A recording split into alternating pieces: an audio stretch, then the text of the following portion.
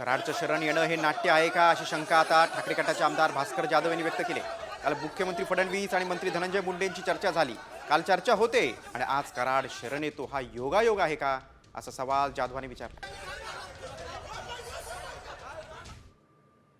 वाल्मिक कराडना शोधण्याकरता म्हणून पोलिसांनी वेगवेगळी पथकं तयार केली, राज्यकर्त्यांनी मोठी आव्हानं केली आणि पुण्यामध्ये तो स्वतः वाल्मिक कराड शरण येतो, सरेंडर होतो, पण पोलिसांच्या हाताला लागत नाही किंवा आजच तो शरण झाला याच्यावर सुद्धा शंका उत्पन्न व्हायला अशी जागा आहे की काल राज्याचे मुख्यमंत्री देवेंद्रजी फडणवीस आणि मंत्री धनंजय मुंडे हे सह्याद्री अतिथीगृहावर दीर्घकाळ चर्चा करत होते.